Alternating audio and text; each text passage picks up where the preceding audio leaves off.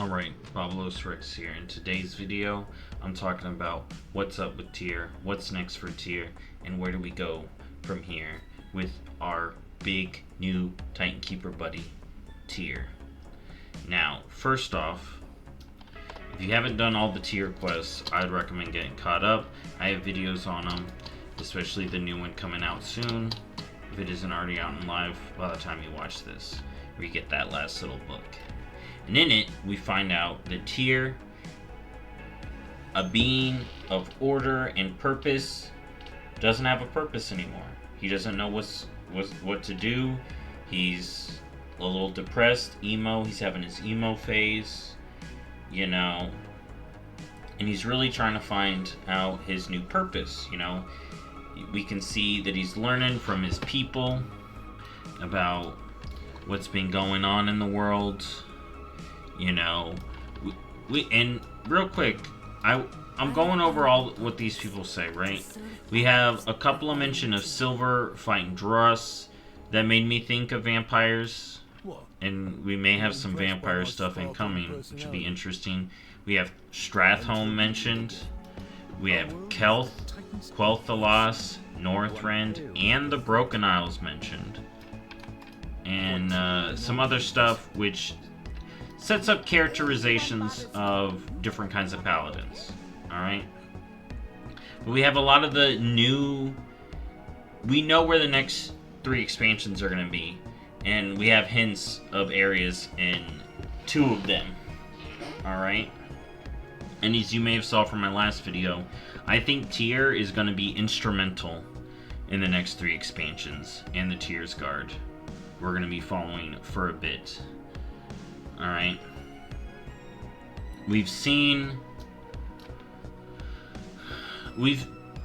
We're all pretty sure where the Tyr's Guard's gonna go. It's gonna get us paladins for everyone. Are they gonna be one homogenous Tyr's Guard? I don't think so, especially with the way Nolaki and Volunai talk. She still worships the Prime Naru. She still worships her Loa, Mother Torkali. But they agree that Tyr has some good ideas. And the way I see Tyr, other than in regards to humans and stuff, because they kind of worship Tyr. You know, the Silver Hand, all that stuff is named after Tyr. But it's because Tyr was the original paladin. So these two just have respect to him as the OG paladin. Alright? There was no paladin on Azeroth before Tyr dropped by. Maybe if Amitis from Hearthstone is ever canonized, then we have a Titan paladin.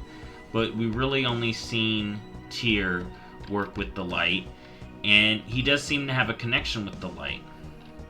You know, but we also see him really connected to the Titans and Order as he is a Titan Keeper. Alright? So I definitely see the Paladins being a big part and Tyr being a big part of the next 3 expansions. We see Quel'Thalas and Northrend mentioned directly. We know for Midnight we're going to be in Quel'Thalas, and we know for Last Titan we're going to be in Northrend. Now, I am pretty much 100% certain that Tyr is going to take us to Khazalgar. I mentioned it in the other video. Him and the Titan Keepers know about Khazalgar. We've seen it in the books. They're going to be the ones that lead us there, in my opinion. Now, what do I see Tyr doing? I see him fighting alongside us, at least during Midnight. War Within, will he show up? It does seem to be like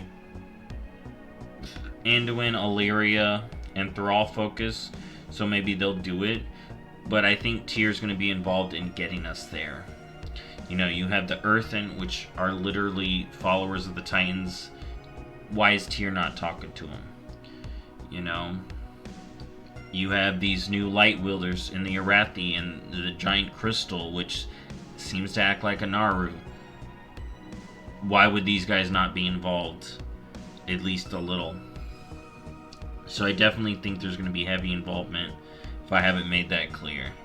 You know, if we have to defend the Sunwell, I definitely think Tyr may want to get involved in that. You know, reunions of the elves. We now have this alternate Elisand. Will she be involved? Will they be involved in that? You know, Kuranos talks about, will Tyr make new Watchers? Will Tyrhold be rebooted? Is that a good thing? Is that a bad thing? Because we know the Titan Keepers aren't wholly good. And that's also one of the things I wanted to talk about. I think there is going to be a rift in the Titan Keepers that are left. Now, I'm going to real quick talk about all the Titan Keepers that we know. So we got Arcadis. He was an older man. Definitely think he's a good friend of Tyr. I definitely think he's going to come back. He's been knocked out since Classic. Tyr's got to go hit him up. See how he's doing. You know, reboot him. Same thing with Iron Aya. You know, we have Freya, who is Team Life and has a connection to the Dream where we're at right now. The Titan propaganda that she made the Dream, but we know that isn't true. Is she a part of that? Or is she just doing her own thing and Odin pushed out that propaganda? And Odin is another Titan Keeper. A Titan Keeper that is strict, pro-order, mortal races are dumb, don't rely on them, I'm right, everyone else is wrong. That's the kind of guy Odin is. So, if we're going to have a Titan Civil War, it's going to be Team Tyr and Team Odin. And that brings me on to two other people, Hodor and Thorm. We've seen Hodor and Thorm kind of just fall back into serving Odin. So I'd assume they would be on Team Odin. We've seen them with the warrior questing. They were the warrior followers at the behest of Odin. So I definitely think they'd be Team Odin. Now Mimiron, he's kind of the wild card. He could go anywhere. I think he would side with us since how much we've helped him out and he's hung out with hunters.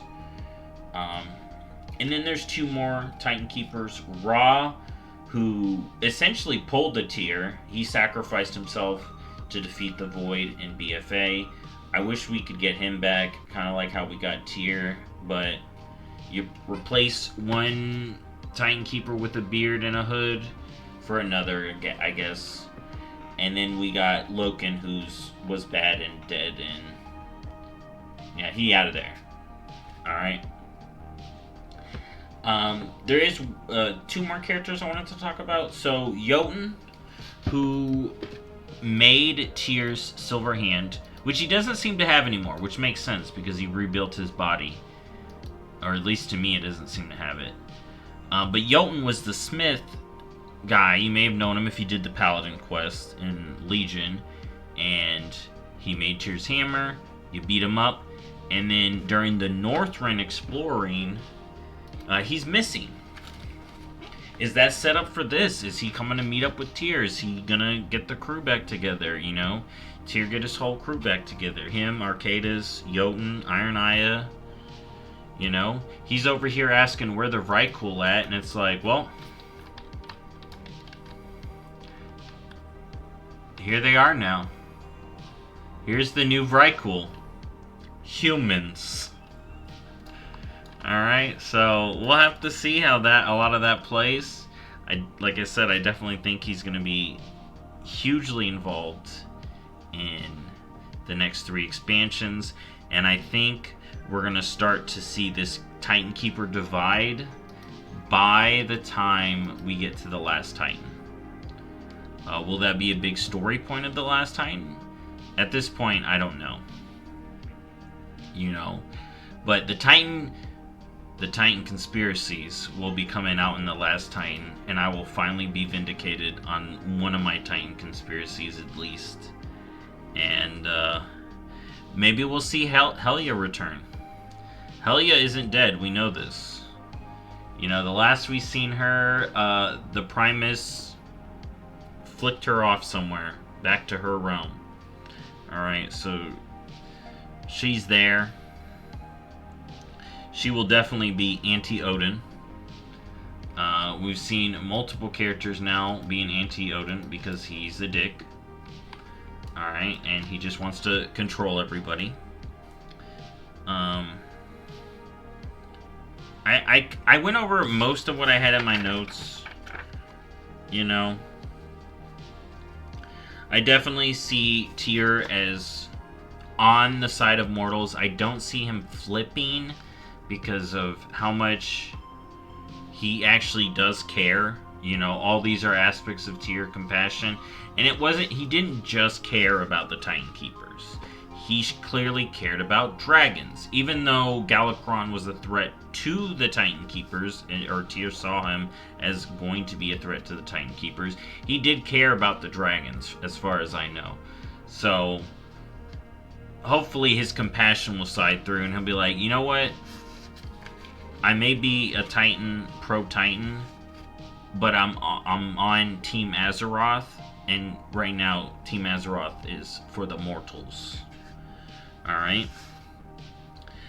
I did want to mention a few more things. So, there's that Titan called Inaria, which we may learn about at some point soon. She was mentioned in a book. And it's interesting to me that some Titans empowered multiple keepers while others didn't. Is it because that's how they planned it? Or maybe there are more Titan Keepers that we don't know about. And who would have information on that? Tyr. And he doesn't seem to be too talkative. You know, we only get so many questions that our character could ask. I wish me, the player, could ask him questions. But we see here, he's ready to fight the Black Empire when they return. That feels like a Midnight or even a War Within kind of thing. And we hear him talk about the Titans. He's like, their unfathomable wisdom. They didn't tell me everything, but I trust them. So we know they even kept secrets from him. And then he talked about his battles. He fought Ragnaros with Odin. So him and Odin are kind of buddies. I really hope Odin doesn't influence him. If Odin starts influencing him, then that's going to be no good. He talks about Galakrond and Loken, of course. And another, like, not technically a Titan Keeper, but she's got to be important, Mother. You know, I feel like Mother is a very important... I guess she's just a construct, but she seems cool. I would love more lore on her. But yeah. So that's kind of what I think is next for Tyr. I think we're going to get Paladins for everyone. This being a way to get it. We see a new order of Paladins. They fill their ranks. And hopefully we still get, if you look at my Paladin video, I wish to have cultural or race-themed mounts. Paladin having racial mounts is a thing. You know, Draenei, dwarves, Dark Iron dwarves, and dwarves even have different ones. Lightforged Draenei have different ones from normal Draenei. They all need to have their unique mounts, and to me that's the biggest thing about a Paladin, and that's what I talk about in that video. So as long as that's done, I don't mind if new Paladin are part of the Tyr's Guard or not. You know, will the Tyr's Guard be setting up for more the class halls being a thing? That would be great, you know. But that's what I see. And then as far as Tyr, I definitely see him on Team Mortal, because he's for Unity. Alexstrasza's for Unity, for Azeroth. Where there is life, you know. There is hope. Yeah, she's like, everything's right. Hopefully nothing can go wrong. But I definitely see him on our side, leading, or at least coming with us through the next 3 expansions, through the War Within, taking us, at least telling us where Khazalgar is, down over here. Oh, that was my mouse. Down over here, heading with us to Quel'Thalas, like Talthus says, to fix the chaos, heading to Northrend to figure out what's going on with the Titans. He'll probably want to be involved with that, and I think in Northrend, at least, we'll see all the Titan Keepers come back together, and there may be a divide, is my thought. That's my current theory. And what chaos is happening on the Broken Isles? I thought we fixed it. I literally thought we fixed it. Didn't we fix the Broken Isles? Like... Study, practice, discipline. One must always strive to improve oneself. What chaos is there, bro? Let me know. Let me know what's going on with the Broken Isles. When we get to exploring Broken Isles, maybe we'll find out. But, yeah. I definitely see this group heading forward. Kuranos is... See, Kuranos is also a good guy, right? He's not... He's pro... Titans, but he's not, he won't do bad things. Same thing with Alexstrasza. She was pro-Titan, but she knew the eggs was bad. She did it because the overall thing that would happen would be good, and that's kind of the mistake Tyr would make. He would do something that would infringe on free will, which is bad to us here for freedom of choice. But in his mind, he's doing it to do good. So, if you can explain what is good, he would be on our side. And I think he's going to be on our side. And I can't wait to see... I can't wait to see where these go. I am super excited for the next 3 expansions. And I can't wait to see what... a 10.2.7 has in store for Tyr, and a 10.3 or whatever is going to be after that, because we do at least get one more. And then what else is in store for him. But yeah, that's my thoughts. If you have any ideas what you think Tyr is going to be up to, go ahead and comment. I normally don't ask for comments, but go ahead and comment if you want to talk about what you think is going to be up with Tyr. And if you want to watch my Paladin video, that's there. Like I said, the main thing for me is mounts for Paladins, because you can dress them up and have your own in-game lore for your Paladin. If you want to be a Volpera Paladin that worships Anshe, go for it. Anshe, which would be very interesting to learn about. Is he on Team Life? Is he on Team Light? Is he... Would he be Alun's brother? Because we know now the Winter Queen is Alun's... The Winter Queen is Alun's sister, and then... Oh, she didn't really talk about her brother. But then we have Aegonar, who is with Alun. How is all this going to play? And that was kind of real quick. That was I wanted to talk about that with Freya. You have Freya in the dream. I think Freya is going to be on Team Tyr because she's going to be against Odin, because Odin empowered by Aman'Thul, Aegonar who empowered Freya. Aman'Thul ripped Aenar's tree out. They got a beef. And then you have a Lunaria, which is where Aenar's spirit was, which I think is 100% in a life land realm. Maybe adjacent to the dream, because clearly they let Freya into the dream to put some Titan stuff in it. Same thing with Ysera. Now, does Freya have the same kind of mentality as Odin of order, order, order? She doesn't. So, I definitely see some stuff going with that. Especially after what we've learned in the dream ourselves. But yeah, that's it for now. Thank you for watching as always, and I'll see y'all in the next one. Bye-bye.